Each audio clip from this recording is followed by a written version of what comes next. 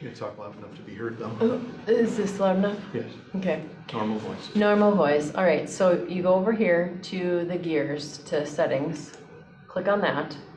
Then it is right here, transaction templates. Okay, so now you can see all these Jessica, right? So I have a buyer rep, CIC purchase agreement with the buyer rep, conventional, listing in the city, listing well and septic. Then I have purchase agreement buyer rep. Now this is if I happen to take somebody out and they had not signed a buyer rep yet, then when they say I want the house, I do this whole thing, right? Then we have down here, which is why I named them Jessica, because there's when you open yours, you're gonna find these KWPR ones.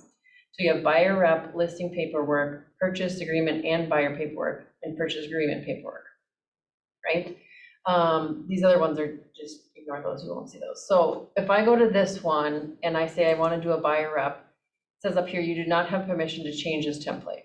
Oh, okay, so what does that mean? Well, I'm gonna go back and I'm going to go over here to, where did it move? To here, and I'm gonna say make a copy, right? Then I'm gonna name it Jessica because that comes up, or name it whatever you want, because it comes up first, right? So then I call it whatever I wanna call it, right? And then I create it. So then when I do that, it's going to go to this, right? So the only thing you need to look at in here is forms. So you come down here to forms, and it's gonna tell you, these are the 4 forms that are in there, right? Agency, you don't need to add anything in the template because it's just a signature. Affiliated business arrangement disclosure, same thing.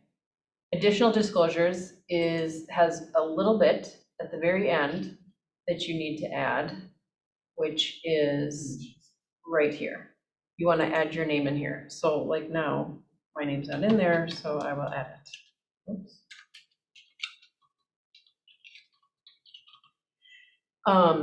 You're not going to know anything else and it's going to change, right? So, so now I'm going to say save and exit.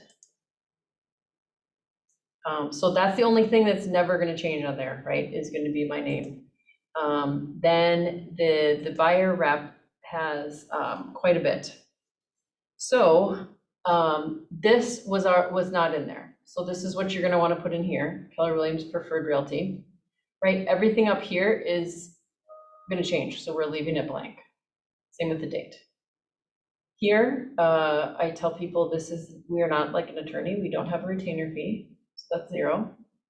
Broker compensation is 2.7 plus 599 BA. C, you can't really see the C. Broker admin commission.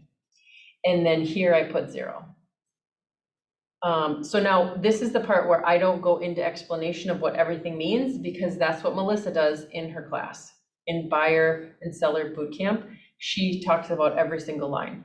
So that's a good one to go to. However, typically when you go to that, your templates usually should be done because we want you to do this right away, right?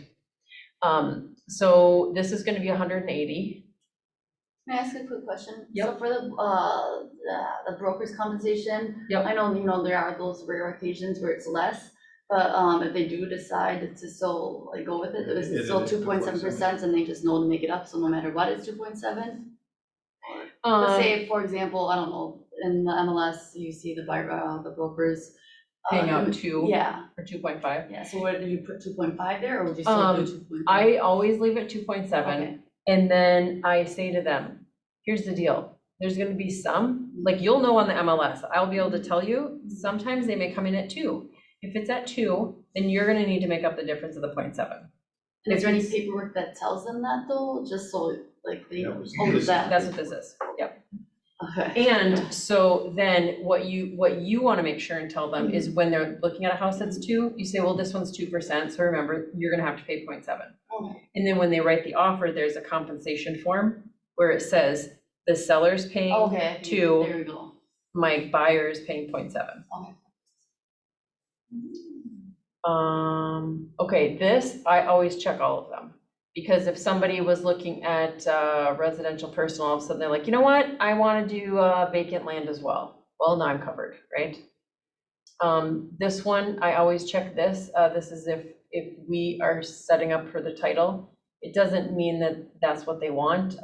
Like one time I had somebody who had their own title, so we check this box instead. But as a template, I leave it at that. This, you're gonna need to write in Keller Williams Preferred Realty right here. And I usually check that box because I tell them if we don't, you can't look at anything that I have or that anybody in my office has, and that's 200 agents. So you probably wouldn't want to do that. And then you want to put in all of this, right? So this is, I don't understand why it does that. I know, why is it not in there? You know, when I just pulled up the KWPR, all this information was already populated. So that's nice. Okay, so that's everything for buyer. So buyer's super quick, right? Like we just did that, now we can exit out and I have it now saved. Let's see, so now purchase agreement is, well, it kind of depends on which one you want to do. If we just went to CIC, what is common interest community? It is HOAs, yeah, like townhomes. So this is what I would say is right now, if you guys get your camera out and you just take a picture, this is, you say, okay, this is the CIC, this is what I want to put in there. And let me just make sure that I got it right here. Yeah. So automatically, You want to touch on the last two? yeah, automatically KW puts in the addendum and the amendment. You're not going to use these every single time. Sometimes you may not use them at all. This addendum is going to be if there's something before it gets signed, you're adding it to the purchase agreement. An amendment is for after. The way I remember that is D comes first in the alphabet, M is second, right? The amendment's going to be, oh, we just had our inspection contingency released. People are like, where's the inspection contingency release form? There is not one, it's an amendment. You just go to an amendment and you say the inspection is hereby released, right? Like, it's not. The contingency is now lifted. Yeah, it's not complicated, right? Like, there's not a form for every single thing. Most of the time afterwards, if there's gonna be a change, it's gonna be an amendment form that you're using. Like if you're changing the purchase price, if you're changing the closing date, if you're changing somebody's name, right? It's all gonna be an amendment. So you always wanna have that in there so you're not running around searching for it. Because there's nothing more annoying than trying to look for it when you're like, what? I gotta get this done, right? So here we have the offer summary form, which that needs to be updated. I don't like it, but anyway, this is your, Andrea, this is the one you were asking about, compensation disclosure to the buyer / tenant. This does not go to the listing agent. Sometimes they may ask you for it, but you don't have to send it with your offer. It's only for the buyers. Mm-hmm. And I will say, I do put that in with my other, the first buyer. Yeah. I always do the compensation with it, so they know they're gonna pay me 2.7%. They're going to pay. Yep. I always put that in there, and that's part of the first 5 forms that I do when I start working with somebody. I don't wait until we find a property because I don't want to all of a sudden have to explain they're only offering 2% and then you have to 1.7. They know right away. Yeah, and the thing is you always are gonna have to do this again with your offer because Melissa needs a separate one for every single transaction. So even though she had them sign it in the beginning, she'll have to go back to that original document and put the date and the property address in there because each transaction needs to have one to reference back to, right? Earnest money acknowledgement, that is saying that they're paying with trust funds or however they're paying, right? I mean, and there's not, you can see in these, there's not much that you're gonna need to do. This auto-populates all in here from the MLS, same with the date. So really, the only thing I do is in a template kind of thing is maybe check this box Is trust funds just an electronic transfer? It's a It's company, minimums. yeah, it's a company, a lady came up with the idea to make it simple, and it's $5 for your client to pay for it. Nice. And it just goes, right? Like you initiate an email, they get a thing, they send it, and it's done, right? There's no messing around with checks or You get an anything. email that says they did it. And then you get to see when it's been settled too, because people will ask for that, you have to settle. Earnest Yep. money. And then that goes into command. So arbitration is, purchase agreement. So purchase agreement is gonna be the longest one and the most amount of things that you need to fill out, right? A lot of this is gonna auto-populate in here, right? And this will auto-populate with the MLS number. So when you go into that listing with the MLS and you hit the little, instanet logo or whatever, it will auto-populate all this information in there. I always put, whenever there's a blank line, Steve Roll taught me this, put something in there. So don't leave them blank. So this hardly ever, I always put NA in there. Put zeros in for this, which is assuming in contract for deed. Now this one I said was for CIC. So I go through and I check the boxes for what it's commonly is. So first mortgage does not. Now notice I don't have any of these checked because it's not a specific one. This, we don't want to put market rate anymore. We want it to be 1% above what their interest rate is. So if their interest rate is 5, you want to put in 6. Because market rate, they can't get out of their contract. If rates go insane and it's now 10% and they're like, oh my God, we can't afford this. Well, now they can get out because the contract says 7% or whatever I said. This, you want to check these two. The reason is because if you check this and you have a date, that date moving forward, even if that person, your buyer loses their job, they are buying the house, no matter what. So this does not protect your client. My lender says, always do this. If they ask for this, you can do that. And I will talk to the client and say, just so you know, if you lose your job, right? And they're like, no, I'm fine with that, right? Oh, it's not like, I wouldn't suggest it. Like, well, that's what I should have said, the cash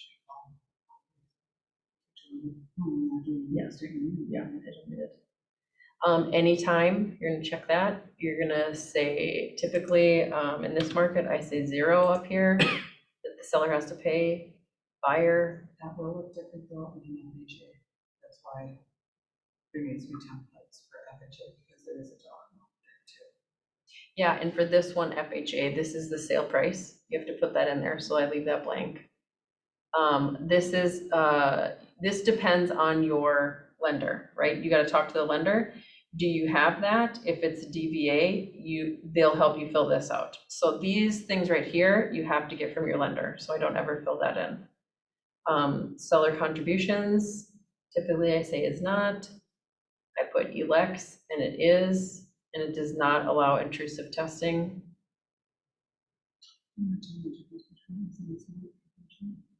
Yeah, so if somebody said, I want to have an inspection, but it's not contingent, then they still get to have an inspection, they just can't back out because of it. So you can have people do that. And if something comes up, it's just, they just now know what's wrong with the house. They don't get to say, Does well, that happen now? yeah, now it does. They just want to know. Yep. They want a checklist. They want to know what they're walking into. Yep.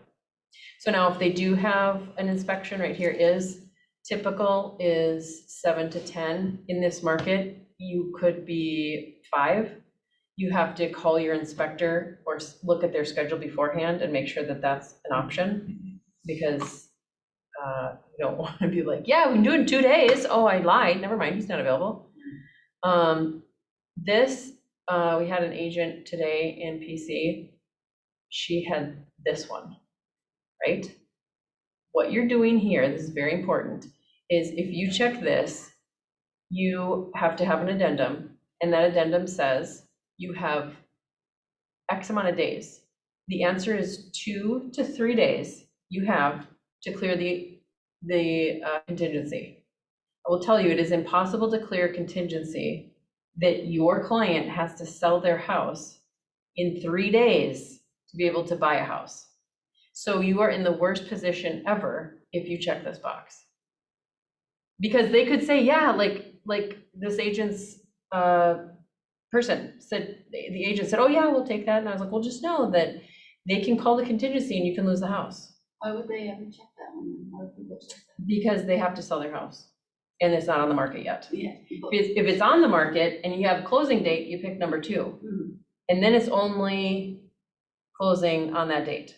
But if you don't have it listed, then in this addendum, it says, when are you listing it?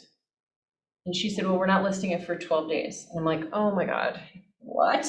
So if you're sitting there multiple offers and somebody's sitting and they've checked that one, you're looking at your sellers like, So they didn't have any multiple offers. The thing is that it was a good offer. They wanted to take it, blah, blah, blah, right?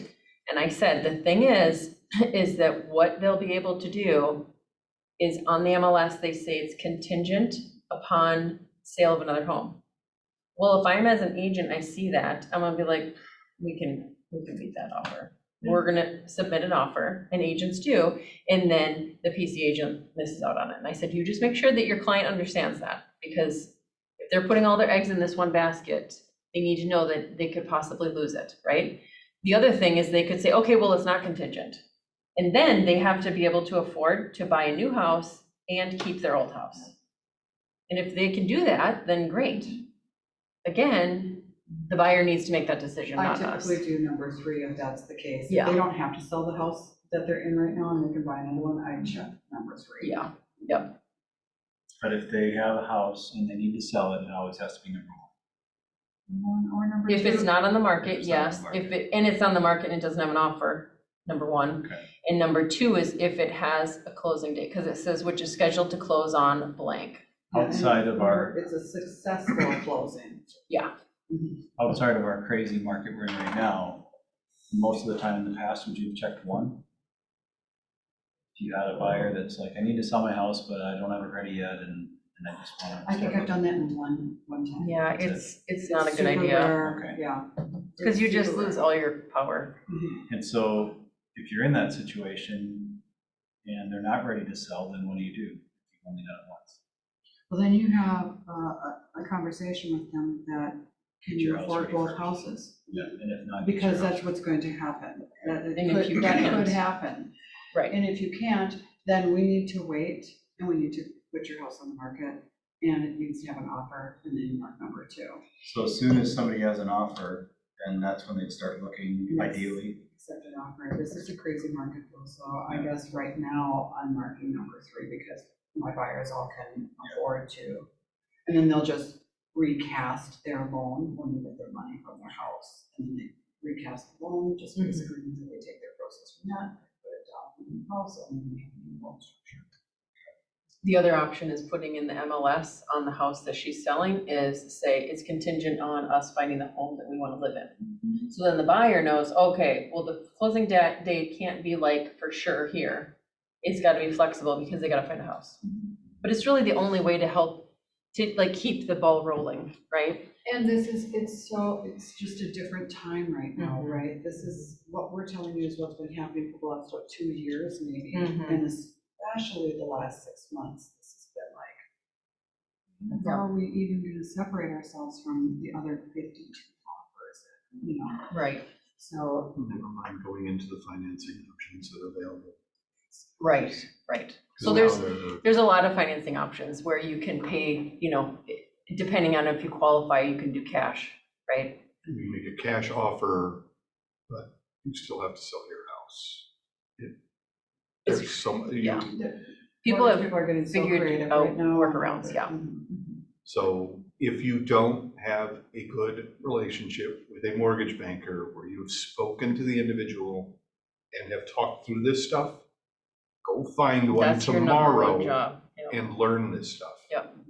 Because who you use and how they teach you, I mean, that.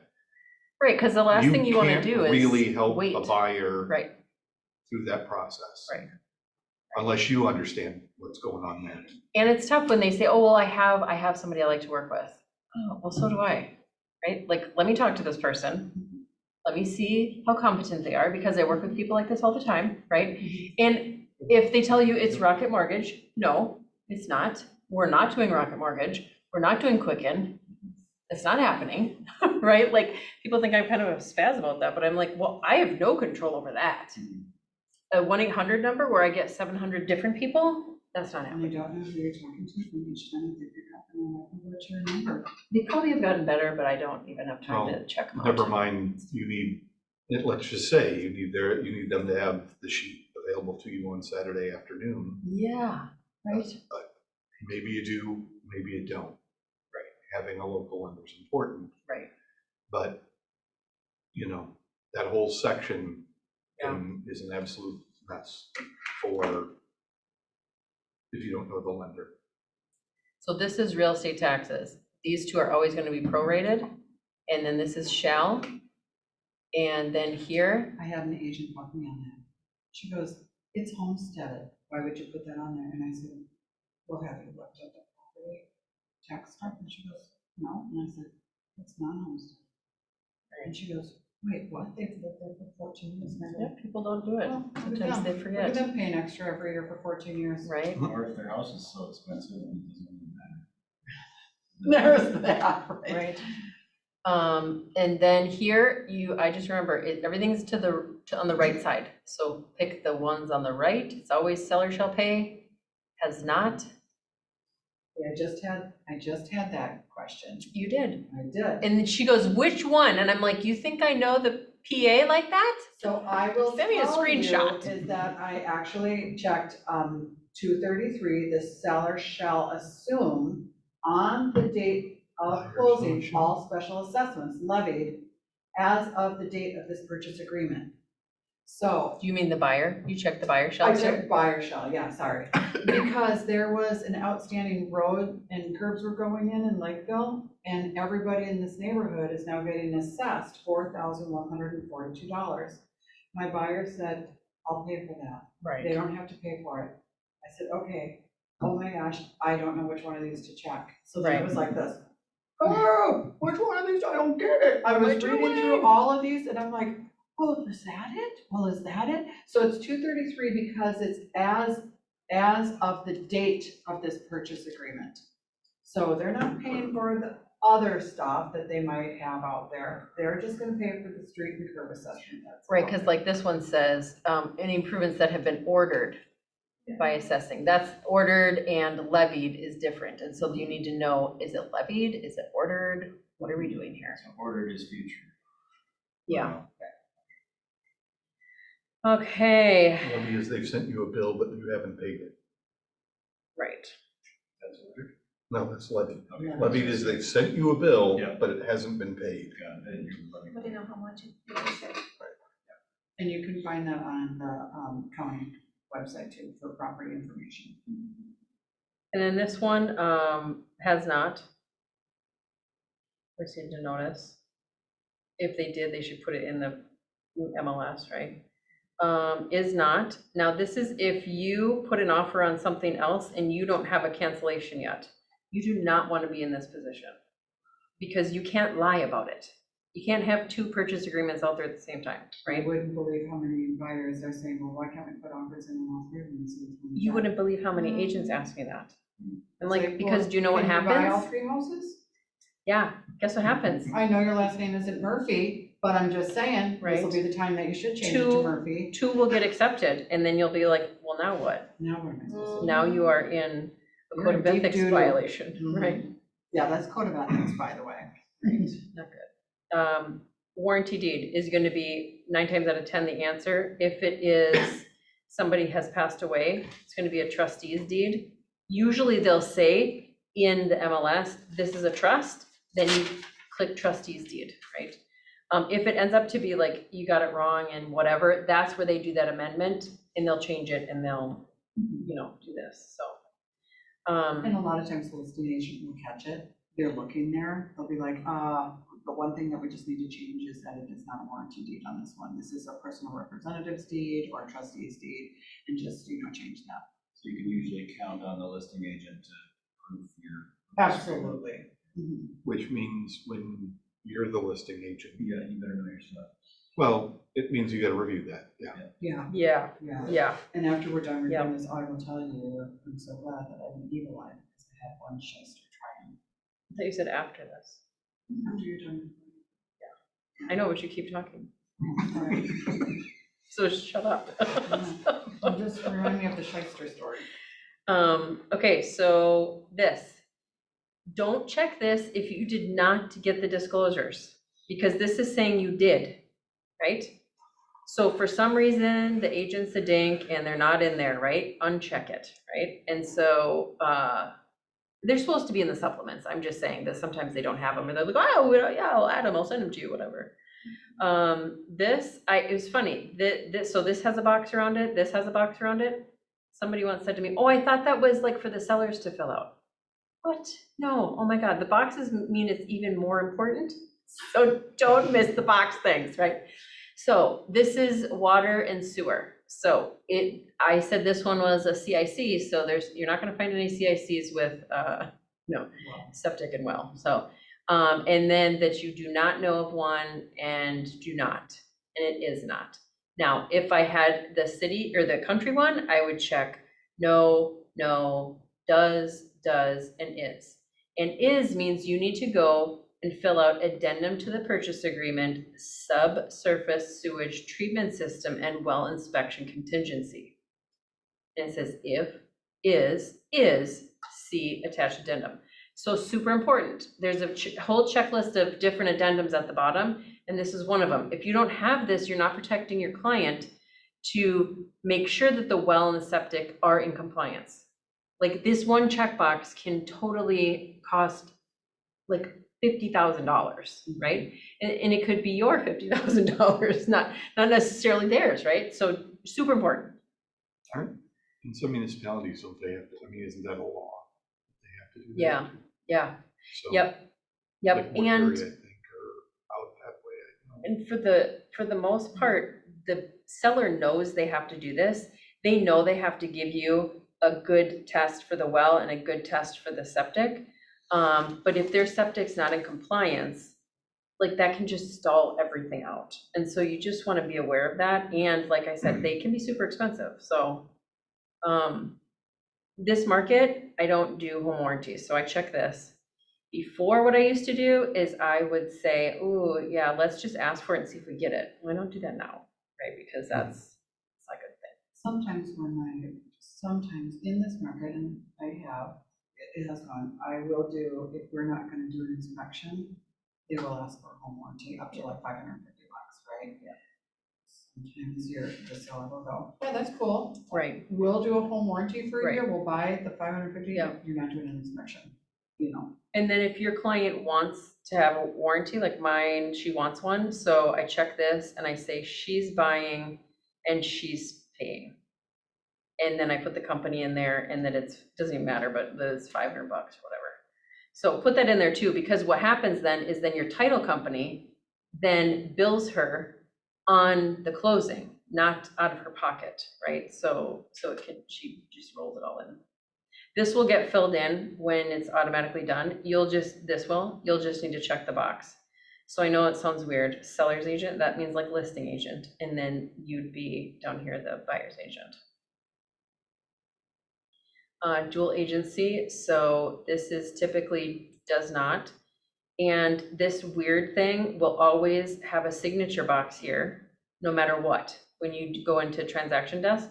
So delete it out because you don't need it, and they can tell you're new when you have your client sign there. Wait, delete what else? They'll put a signature block in here Oh, okay. once you get to the signings, and so just delete it out. Unless it There'll does just be a little apply. trash can there, and you just click on the trash can. The only time it will apply is if it's somebody in this office, or if it's you, right? And then down here, other. This is where you're gonna put in, oh, we have an escalation clause, oh, we have an appraisal gap coverage. Oh, we have, Nazira right. said, oh, I'm married to the buyer, right? Oh, this is, relative of the seller, whatever the thing is, not seller, the buyer. Front back stuff, anything that's gonna stand out that's gonna be a little different. Yep. And then you'll most likely have addendums to all those things. So here's the addendum. So this one I checked because this is my CIC one, right? And now if you have lead-based paint, that's if you're over what age? Don't say it. Like Yes, 1978. yes. Michelle, are you the one that's learning here? I don't think so. She's showing how much she knows. I'm reiterating. She's. I love you. She's expressing her Um, qualifications. Yes. So that one can be checked. And then here is the well and septic. That'd be the other one. The other ones we don't really use much, but you should know what they all are, right? As is, buyer move-in agreement, you know, those ones get used. Contract for deed, not as much. Sale of the buyer's property contingency, seller's rent back, or just lease contingency. So, if you're like, what? I feel like there's something on here. Oh yeah, they want to move in. Oh, okay, well, we got to fill that out. It's a lot more form and verbiage, so if they do want to do that, you need to go read it and make sure. And as is, it'll say at the bottom, like in giant black letters, make sure you talk to your attorney, because as is a bit, and like even our broker will say, they like, are they sure they want to do that, right? Because you give up absolutely everything for that. Okay, so now you will not check this box because you don't have a counteroffer yet. You will not check either of these boxes because this is for the seller to check. And if they don't check it, then and they've signed everything, then you go in and you say, yes, I'm gonna need you to check the box here. Because that's them saying that they are not a foreign person, which here's what that means right there, all those lines. Then they're going to sign this final acceptance date. What do you think that is? Yes. And when everybody has signed it and everybody has received it. So delivered. So this is never something you'll fill out when you're first sending it over because you don't know if it's accepted, right? So then they'll say, when they give it back to you, they may not even sign it because they don't know that my clients have gotten it, right? So typically, like I'll say to them, I'll like just put the date in there to the seller agent, right? But you want to make sure that your client has it. The other thing too is that if something super quirky happens or whatever, and they want to get out of it, right? You can be like, or something happened, right? And they haven't seen it. You can be like, it wasn't delivered. They're rescinding their offer or whatever, they're canceling, whatever the deal is. So you just want to make sure that this whole package gets to them when they have accepted. They'll sign here and they'll sign down here. Okay, so that's the CIC. That's pretty simple as far as the PA. We only checked one box really on there. And the other thing is you're going to have this receipt of common interest community documents, and you're going to have this addendum to the purchase agreement. This is like nothing that you have to fill in. This will be automatic.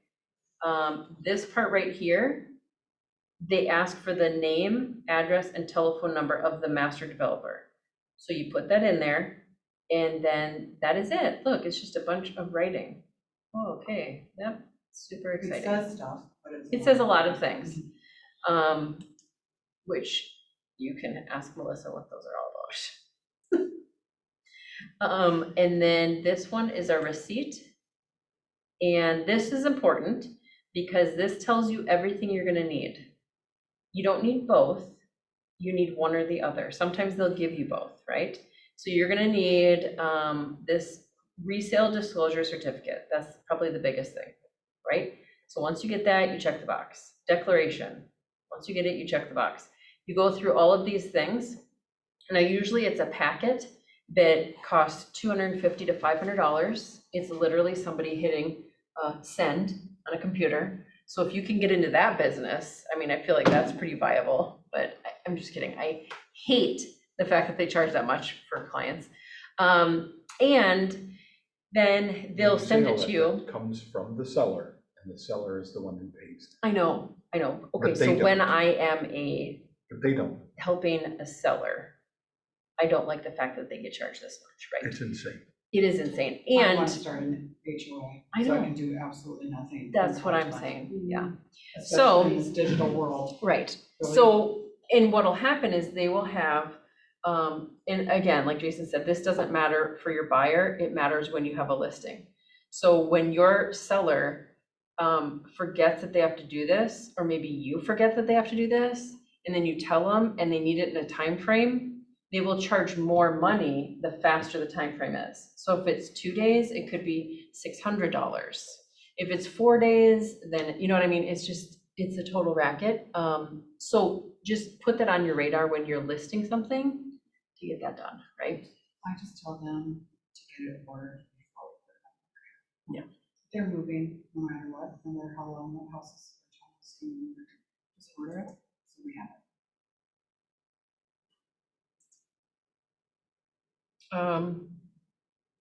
Okay, so that's pretty much everything here, and you guys took a picture of this. So I think the only other one that I didn't talk about was arbitration. That's 2 pages.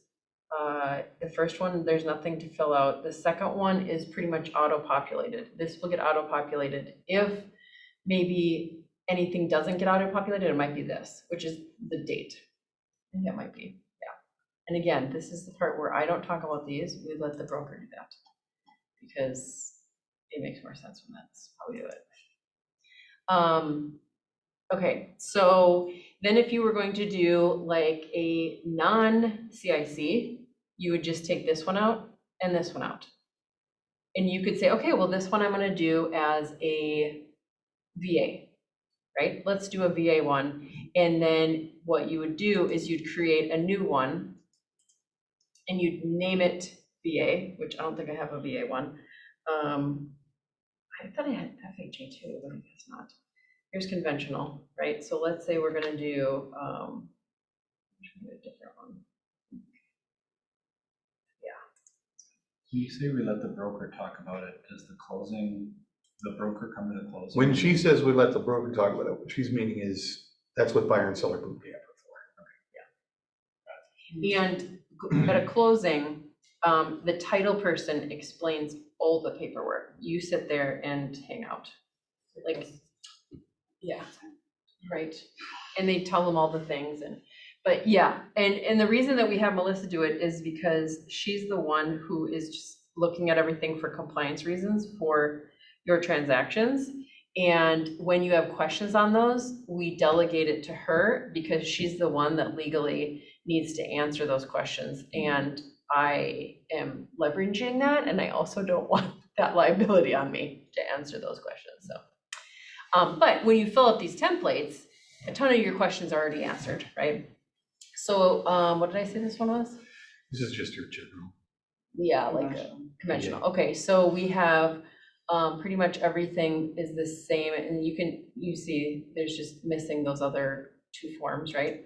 So then if I go into the PA, I'm gonna go down. So I put this in because pretty commonly conventional is 5 and 95. It can be different, but it generally is 5. And then here I just check conventional, and that's pretty much it. So not a huge thing, right? Now, if I was gonna do, I think the reason I didn't do FHA was because they're, Because I don't do FHAs anymore. yeah, no, it's not that. It's because this has to do with the sale price. I can't really put that in right now, right? This depends on the lender. Of course, the lender told me I never put anything in here. So for a FHA, I could put 0 in, right? For DVA, it depends on each individual, right? Are they disabled? Well, if they're disabled, they don't have to pay a funding fee, right? So I think the biggest thing is if you just know what those little things are, who you need to talk to, lender, I need help with this, right? So that's pretty much it for the buyer side. And then the listing side is actually, I was there, I don't know why.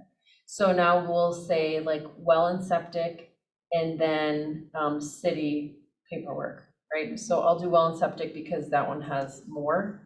And so if you guys want to take a picture of this. Ooh, crap. I take 2 pictures. Okay, What we'll- is we'll start with this. Welcome to social selling made simple. This is Welcome to dance social time is what sailing. it is, yes. So this is listing with Well, and so- well and septic. Okay, so now you'll want to take one more picture.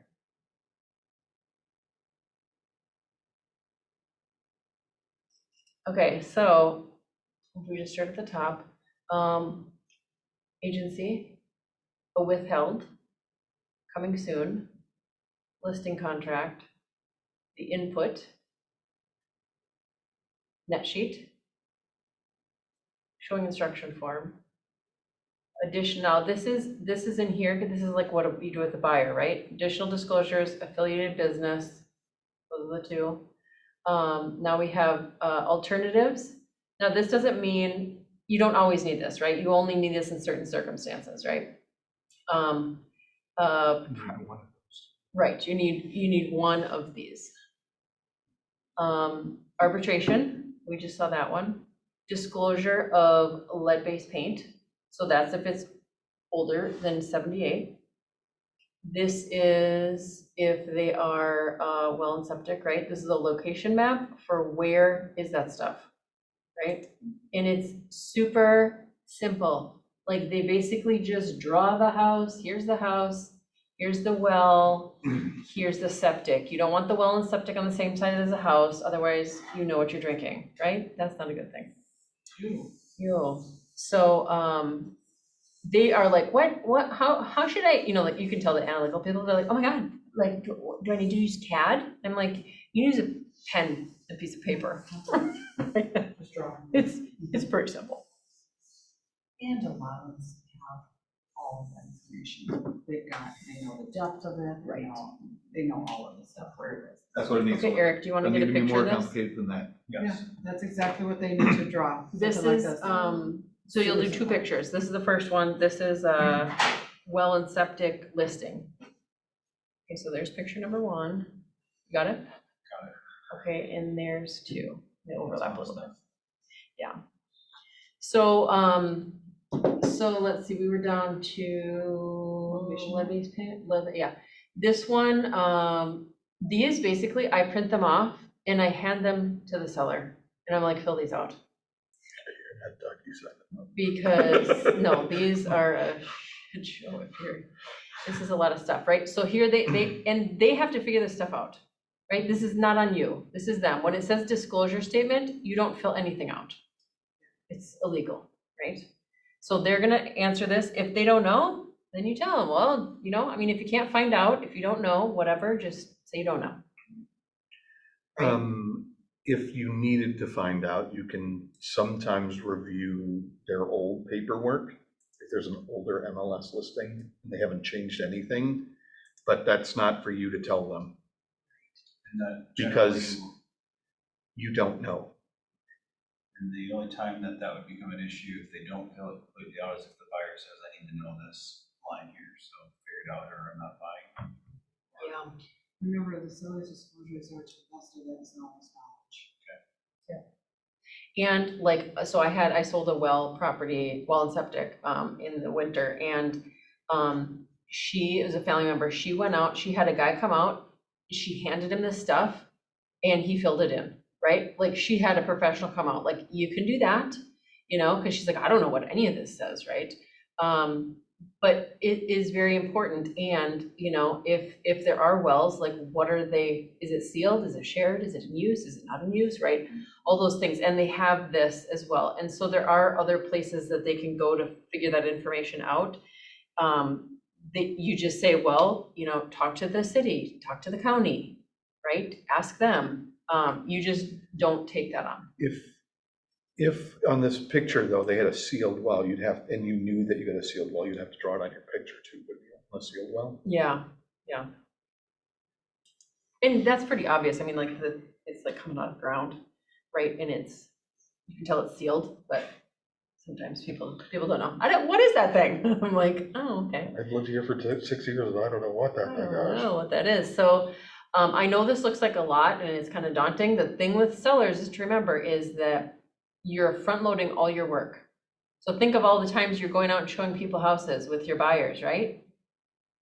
All that time is 4 times as much as it takes to fill this out. So don't be afraid by this, because I know sometimes people are like, oh my God, I'm brand new, I can't do listings. Yes, you can. You'll be fine. You'll make more money. It's the way to go, right? And a lot of these you're just printing out and giving to them to fill out, like all of the these disclosures, the alternatives or the regular, that's like 12 pages and that's just for them to do. Additional disclosures, oh yeah, that one that's like the buyer one. That's that. So again, with these, fill your name in. Let me think. There's, I'm trying to think of, well, let's just go through the listing agreement. Because really, the other ones, it's very specific to that house, so you're not gonna be able to do a bunch of templated stuff. What you wanna build is the template itself that holds, this is used for a well property, this is used for not a well property, right? So you'll want to fill this in, that's the broker. I say new financing and cash. New financing just means financing, right? And then down here, I choose yes, yes, yes, no. And this one is that comments or reviews in the property by persons other than displaying broker may be displayed. I don't put that on there. I mean, some people do, some people don't. There's weirdos out there, you don't want any content in here, you want to read, oh yeah, I just bought this property and it sucks, and they Super ugly. and, they could be a competing person, and they just don't need weirdos putting stuff on. Right, listing is not currently listed for lease and it may not be. Okay,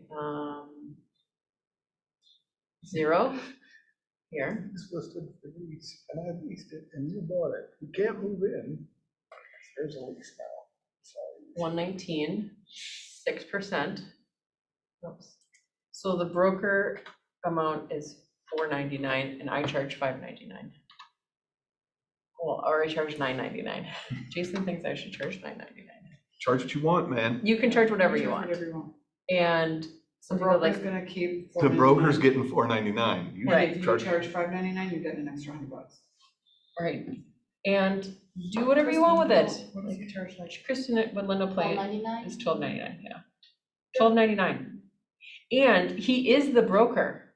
Right. So he makes $12.99 per $1,300 transaction. Per transaction. Like, let's This do is why that he has math. amazing marketing. I think his commission supposed is like 70/30 or something. It's 50/50. No, No. it's 20/80. Yeah, I thought it was really bad. It's Oh, I 20/80. see what you're saying. I was thinking that you were saying that it was like, Yeah. no, I thought Keith was. I think if you're there for a really long time, he'll Oh. bump you. But I mean, if He you probably go did to that there together, right too. now, She's not there anymore. No, she's not.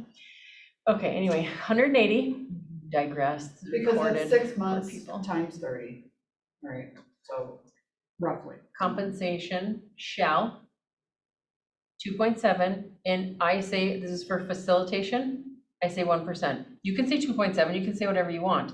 The thing is we don't ever have any documentation of what they are. We don't ever know, like, if they're a facilitator. So this is where I go, well, what does it even matter? Like, we don't know. I don't know what you're talking When it says, like, if you facilitate, about. on the MLS, Oh, it says, I choose to be the. if you are a facilitator, how much do you get paid?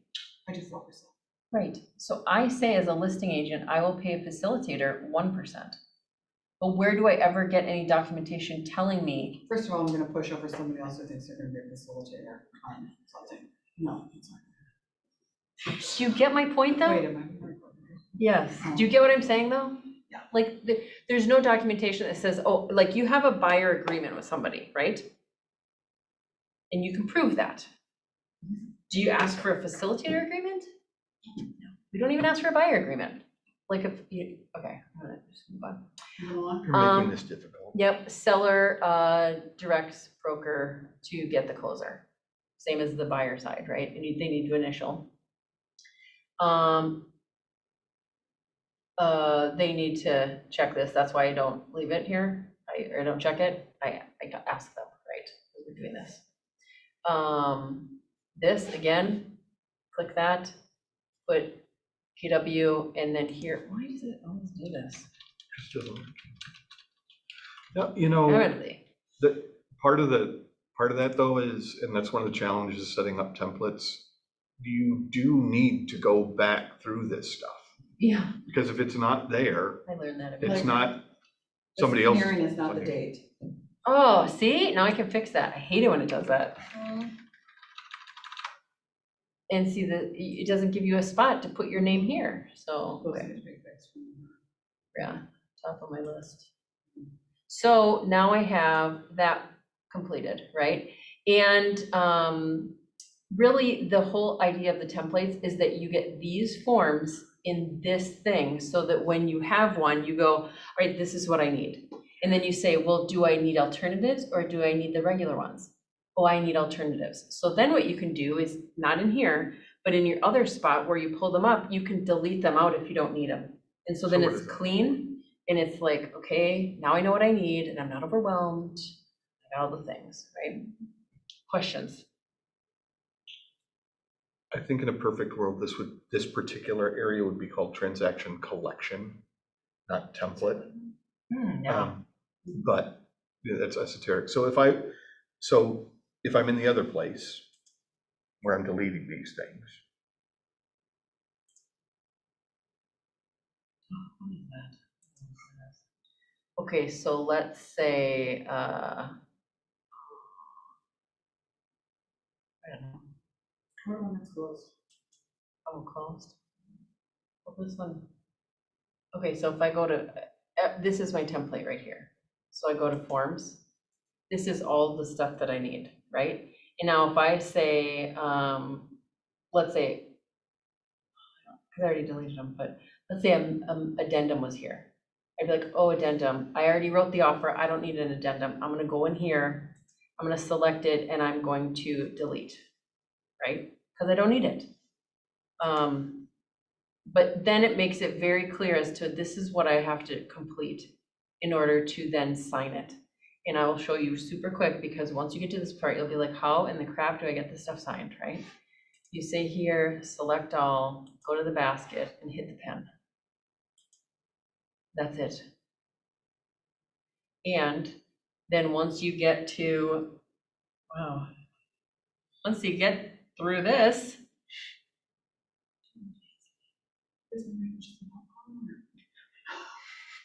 You might really, have time to.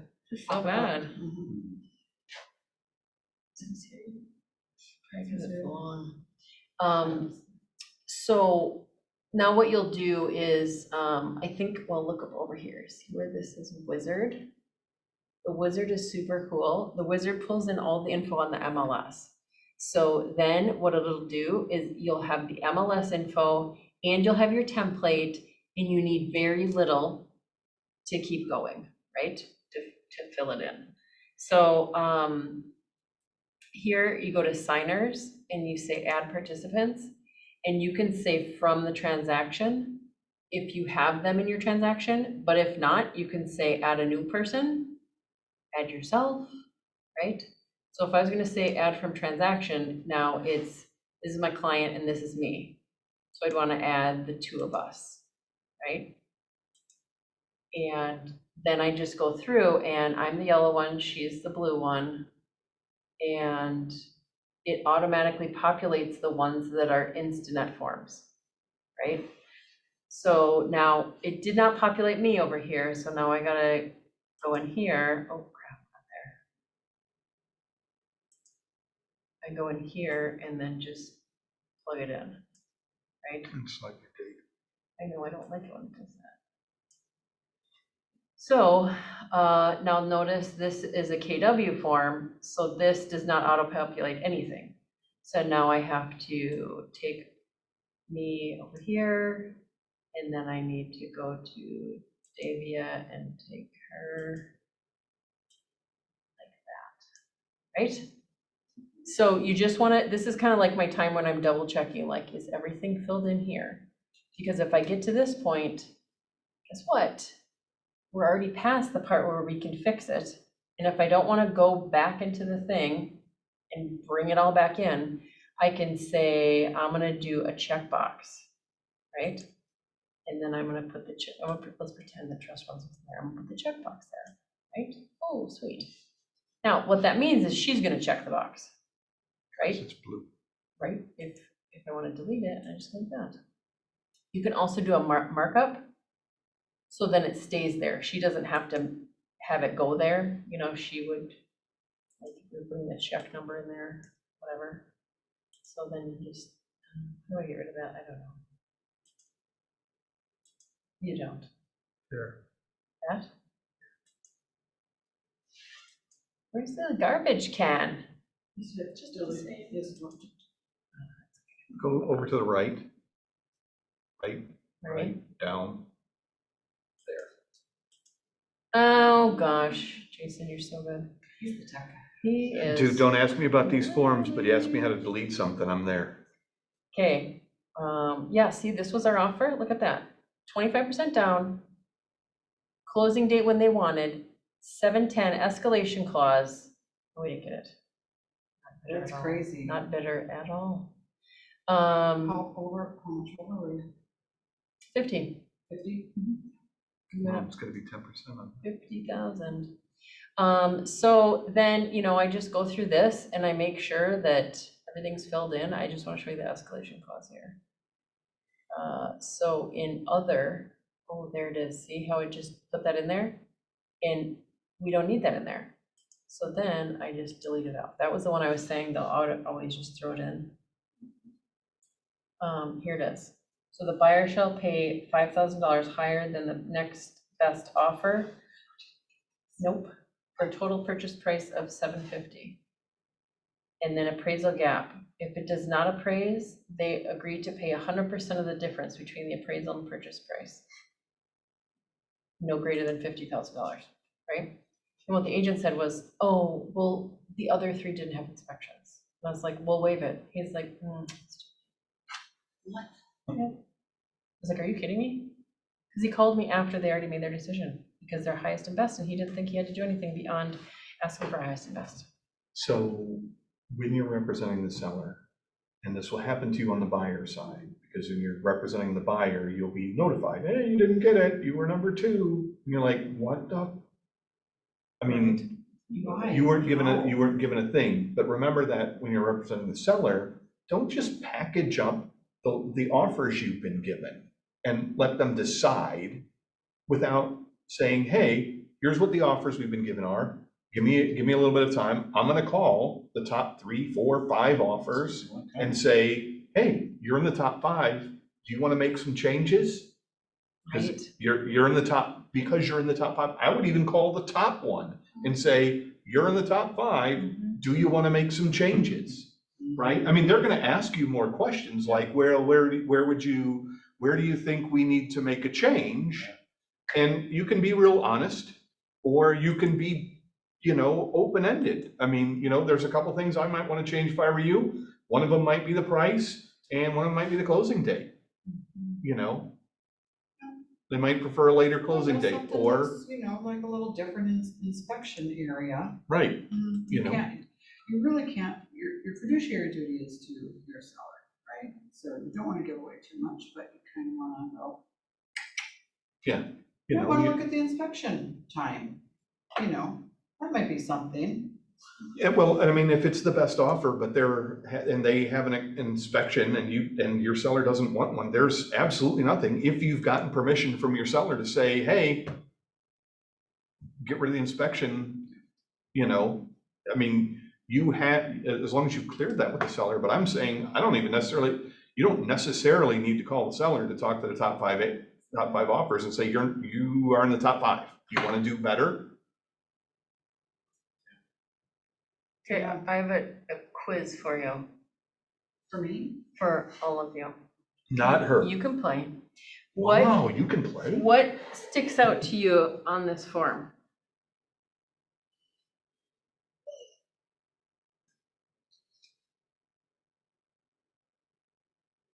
You find it, Michelle? Okay, let's wait. Let's see if everybody- Yeah, I'm not answering. Can everybody else find it? Yes, they can find it.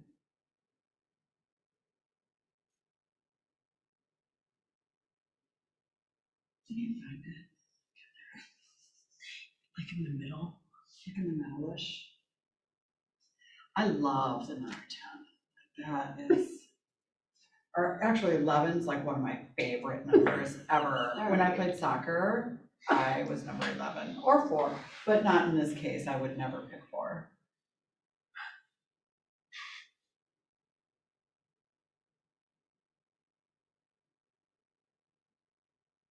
Do you have it, Jason? No? Numbers. I'm terrible with papers. That's what Kelly and Toddy are for.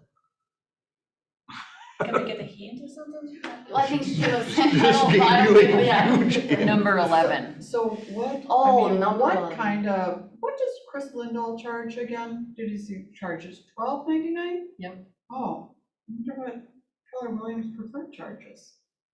On line. So why could it be missing?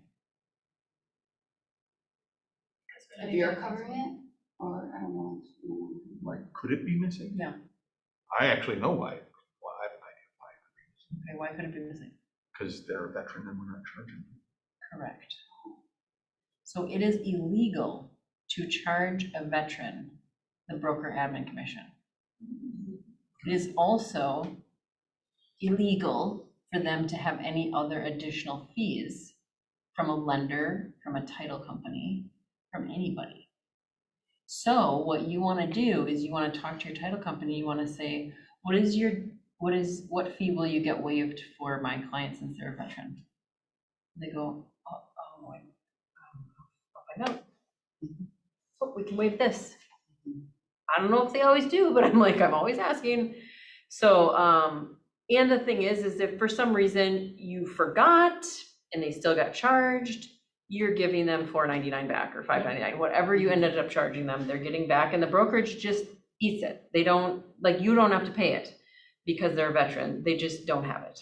And just so you know, this is something like Melissa, the broker, will see this and she'll say, hey, Michelle, like, or Jessica, is this a vet? Why did we not put in line 11? Why did we put the $4.99 in there? Yep. My And, client's a vet. yep, she would also be able to tell when she sees that it's a VA loan, right?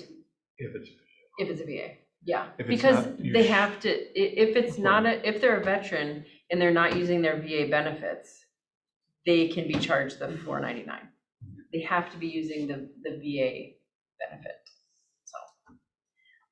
so yeah, okay, we kind of went How over, does your so. buyer seller receive the documents? They have to sign in or it just comes to their email, or do they have to sign in to something? Nope, it comes to their email and it says, hey, you have a signing from Andrea. Start signing. Yeah. Your best guinea pig is you. Do this. Send it to yourself. Yep, do the whole, like, do the template and then get it done and then send yourself a contract, a buyer, send your yourself friend, a your PA. spouse, somebody, Maybe make speak them the their buyer property, and or your the property. seller, Yep. and you Yep. the agent, and put their stuff in there and just start sending it away, so you can then sit next to them and see what your client is getting. Mhm. You know, if you're concerned about it, don't add all the signatures that are necessary, so it's not valid. I mean, there's a million ways Right, around, the vagaries of it. But at the end of the day, everything that you do or consider doing, you should practice on yourself first. yeah, Um, even like an MLS search, like, do a couple, set them up for you, so you know what it looks like, and then start accepting them, start declining them, throw them in the trash, put a heart on it, right? And then you'll start to see what it looks like on your end in the MLS. Oh, look, somebody said they liked it, right? Oh, maybe I should talk to them. Let me show you right here, Davia. She has 3 with hearts. Well, let's see, what are they? And then we go to 3 favorites. Maybe they're the old ones. Age doesn't matter. We're just Nope, looking- because look at coming soon, active, coming soon. Because sometimes up here, it'll say when it emailed. So what this tells me is that she's been on here looking on her own because it hasn't even emailed her these, right? And so, yeah, she sent me this lady. She's like, yeah, this one, it's going active on whatever, I don't remember the day. But, so, and the cool thing is with her is I can see when, well, let's see. Coming soon. Okay, so up here, if there's a little house up here, it'll tell you that has an open house. You can also click on the open house over here. The actual thing that This is- says open house? This Come will be that on. color if they have an open house. Yeah, it would be blue, like a link. Yeah, so none of them do. And you're not gonna find many open houses right And now. as when guys you know. see this coming soon, like she goes, oh, I really want to see this. And I go, okay, well, it's not available till the 12th. Well, that's tomorrow. But you could be like, that's available the 23rd, right? So then she's like, oh, there's not even any pictures. But now there is enough pictures. And so then she can come on here and blah, blah, blah, right? So she looks at Oh my them. gosh, let her buy that, no, that was hard. Okay, done. So you can see, not all, so they've got a yearly Oh, association yeah, too. she so hates you're gonna those need too. CIC doxons. Oh, but it's in the fields of St. Croix. If and when we receive an offer, depending on the offer, the sellers may or may not wait and set a deadline. That is their decision. Frick, that's amazing. So then what I do That is, is their decision? that is freaking awesome. So then I take this, I copy it, and I send it to my client, and I'm like, look, do you want to make an offer before it even goes active tomorrow?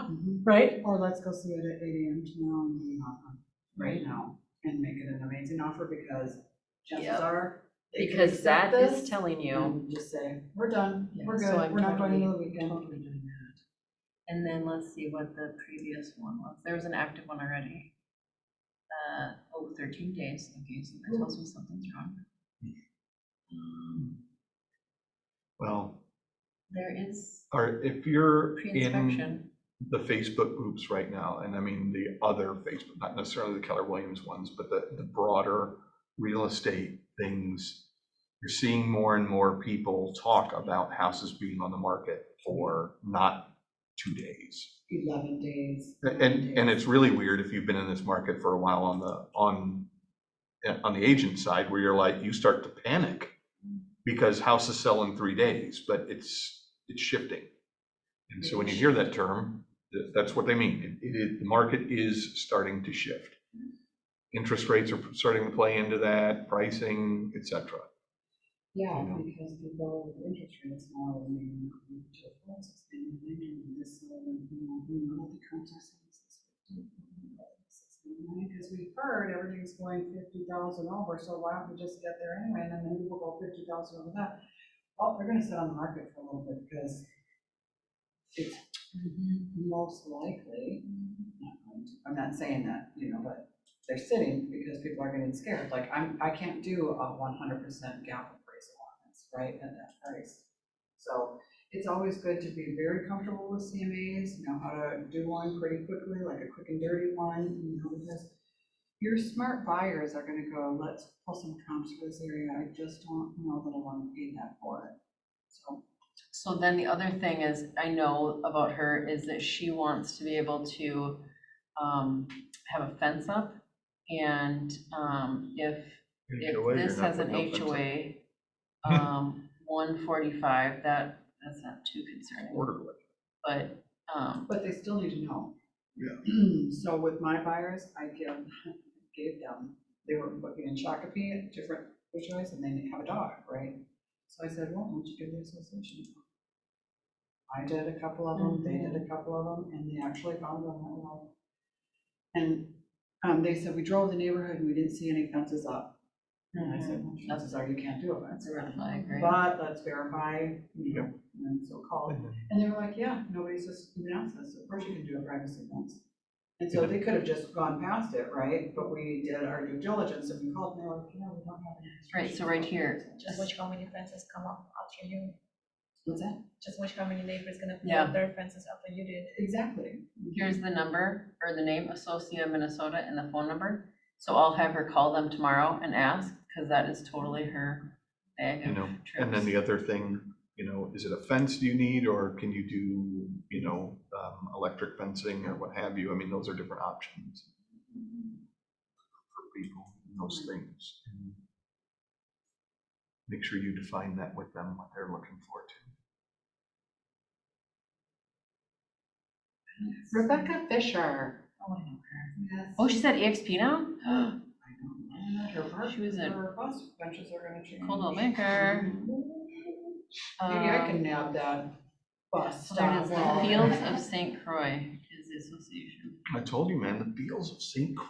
$1,200 a year, so that's, Go over 100 into and the change a supplements and month. see if they've got any of the. I did, they don't have They don't anything have in there. anything. It's like 105 a month. Oh, they have, oh, wait, that was a different one. They've got septic. Assessment An roadmap. HOA with the septic. That's funny. I can't just see these. Chances are Solar it's- guidelines. Oh, look at that. Per- Do you see the rabbit hole you can go down on all of these? Like, So what 4 hours I can go by and I'm looking do, at so stuff. what's super cool is if you go on your phone and you go to Home Spotter, right? I'm just gonna do this right now. You guys don't have to stay and watch me, but I'm going to put in the MLS number, which is okay. 618 2483. 2483. Okay, so then it pops up and has a little green thing, and then I go, yeah, that's what I want. And then I go, yep, this is the house. And so I click on it, and then I see down here, I go to details. And boom, okay, right there. It has all the different documents, right? So then what I do is I go seller disclosures, and I hit the mail button, and then I type in her name, and pretty soon it just starts to remember her. And what is it, Lilac? Lilac Way. And I emailed it to her. It's the way of Right? flowers. So then, before we even go, I'm gonna send her all 27 of whatever they have here, and she can look at it, she can ask her questions and do all her research tonight, and then tomorrow we go look at it and we'll put in an offer. Now, is she like That way, one of in those that one detail box people? that says Okay, seller, 'cause you you send check me a that box back. that says I'm seller gonna send you the thing disclosure back and or say, seller find somebody who's alternative. gonna You've already just sent it to cut her, so you're Love it. able to check one of those I need boxes. to- She this one. reads it all. Already got the seller's disclosure for this property. Oh, and she wants radon, so now she's gonna have radon results, 2.1. She'll be super excited about that. Yeah. So that's the reason we lost that other house, is because she wanted a radon test. She didn't need a full-on inspection, she just wanted the radon test, and I said, well, I can get you radon mitigation guaranteed at $1,500. She goes, wow, I wish I really didn't just hear that. And I'm like, well, I didn't know that that was gonna be a deal breaker for you, and now I do, and we will make sure next time we don't ask for anything. She's like, sounds like a good idea. But that's the thing, is like, if they don't tell you where they're at, no, I need an inspection. So the first one, okay, and then the next one, I wanna make sure that there's no radon. Was yours contingent on the inspection, or do they just Mhm. don't know? So we would not be looking at a house this weekend had I known that that was what was important to her. Because it's always one more question. Secret of your success is one more question. When you think you've asked enough, ask one more. And usually that one more is why. Not trying to be rude, just tell me more about that is a Yep. better way to say why. And What is it her that is your reasoning interest? Well, is she's from Illinois, and Illinois has super high radon areas where she lived. And then Illinois also has crazy taxes based on if you're city or your county or something. And so she's always like, is this in the city? And I'm like, what are you asking me that for? Well, that's because it's a thing in Illinois. It's not a thing here, right? But that's what's important to her. So once I know that, then I'm like, oh yeah, look at the taxes. They're $5,000. She's like, whoa, that's a really good deal, right? Because she's used to like 10.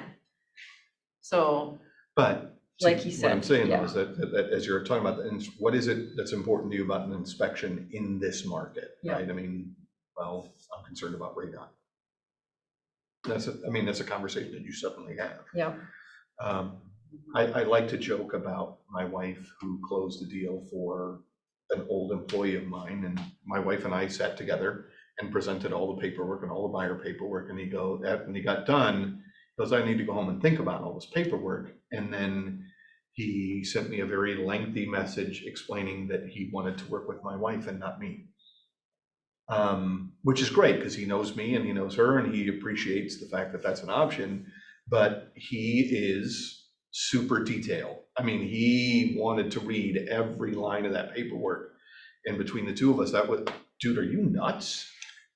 Right? But my wife is fine with that. You know what I mean? So in the end, understanding your client and being able to make a decision, we knew each other too well to just know that that was going to be difficult. And since there was a better option, that's great. But understand that you're going to have to pivot to them. So asking that additional question can help understand more about why, when you know why something's important to them, you can then, how does that affect the rest of the transaction? Because if Jessica sent me 24 documents like this, I'm not even trying to be funny. My phone would be going crazy and I would be, why are you sending me all this stuff? Why? Why is this in my mailbox? I know, I'm like this, I just But declined something the other day, and it's like, why did you, I don't need this on for a year, I like to keep things clear on my calendar, I don't. Why are you sending me? I would be so incensed after about 2 transactions. I mean, what is all this shit in my I don't even know that I mailbox? like this place, what if it smells inside the house, I don't. Right. Tell me that shit. Way not a thing for me, but by Let's see. understanding your But client she- now, 3, 4, 5, 6, 7, 8, 9, 10, 11, 12, 13 emails I'm gonna send her. if I looked in my box, One of and them was it went from 147 3 pages. to 16, I would lose my See, and when I mind. look at my email and I have like 127 unread, I'm like, oh, I'm doing good. Do you know what my husband has? You stop right now. He has over 75,000 unread emails. 2? Oh my God. 2, Yeah. and I know what those 2 are. I'm with you. I, seriously, Mike, on Sundays, I clear things out, Oh my I go to my spam, I clear it all out. That's what Irene does for me. Everything is in, It folds. folders over on this side, And so keep it- my inbox might have 2 things in it. Yeah. I try to keep it 0 email right there. Everything goes to a folder. Okay, we can stop recording. Well, and it's not necessarily a big deal, but I mean, this way,